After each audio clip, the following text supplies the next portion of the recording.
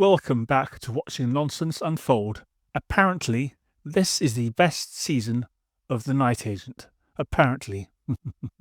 I watched season 1, barely remember it, tried rewatching it, bailed after 2 episodes, skipped season 2 completely. So here we are, season 3. Fresh start, clean slate. Let's see what happens. Episode 1, and we're already in trouble. We open with a flashback. Peter as a kid. His mum says, "Promise you'll always do the right thing, even when it's hard." No. Nobody remembers dialogue like that 25 years later in cinematic clarity. This is what I call flashback lobotomy writing. Instead of building a character, you implant a moral slogan. Then we jump to present day. Turkey. Peter finds the guy he's chasing 5 minutes after arriving. City of 15 million people. 5 minutes. Convenience count 1. He waits by storage lockers. Somehow times everything perfectly. Follows a woman from daylight into night. Breaks into a hotel room easily.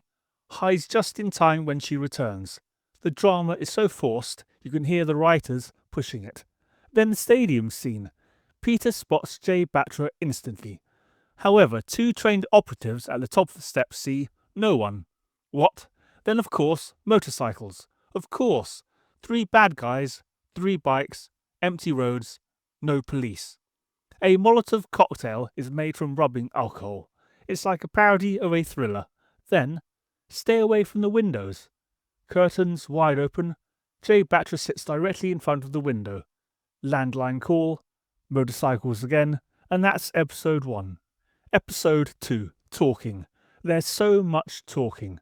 We open with 5 days ago. Another time jump. Another structural crutch.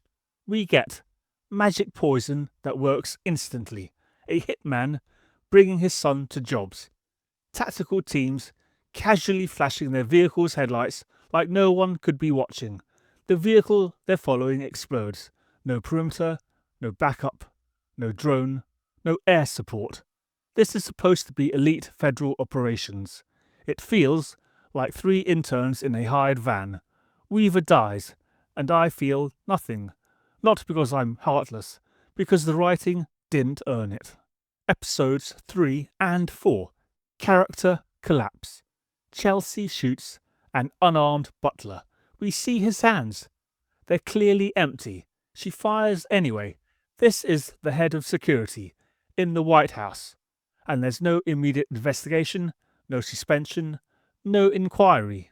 This isn't high-stakes drama. This is plot convenience through incompetence. Meanwhile, the hitman keeps bringing his son. The show desperately wants us to empathize with him, but if you're a professional killer, you don't bring your child to work. That's not complexity, that's absurdity. The pattern. By episode 5 onward, it becomes obvious. Every episode starts with a flashback. Every problem is solved through coincidence. Every professional behaves like an amateur. Security personnel never ask for or check ID. Restricted areas have no patrol. Brakes are cut. Doors are unlocked. Explosives appear. Backup disappears. It's the death of logistics. Thrillers live or die on logistics. This one shrugs and says, close enough. The hitman problem. The poison works instantly. The son sneaks into car trunks without being noticed. He just happens to be wherever the plot needs him. The show tries to humanize the hitman, but humanizing a killer requires moral complexity, not dice games and sad glances. The finale. More flashbacks, more betrayals. Adam turns out bad, then conveniently makes the right choice near the end. Shock. Not really, it's plot convenience. Peter drives a truck of explosives into water because reasons. Underwater fight. Escape at the last second, of course. Then we end on an ice cream called Razzmatazz, because his mum bought him that flavour once. Full circle, symbolism, emotion, but it feels hollow, not real. First reaction verdict. Apparently, this is the best season. If that's true, that's worrying, because this season is built on flashbacks instead of character depth, coincidences and conveniences instead of investigation, incompetence instead of tension. It's not terrible in production, it's just structurally lazy, and that's worse. So that's season 3 of The Night Agent, apparently the best season.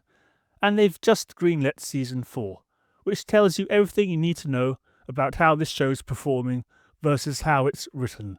I don't hate it, I just wish it was smarter. Anyway, this has been watching nonsense unfold. Sometimes it really is nonsense, and sometimes it's just disappointing. Or is it? Anyway, that's what I thought. I'll be back with whatever I end up watching next.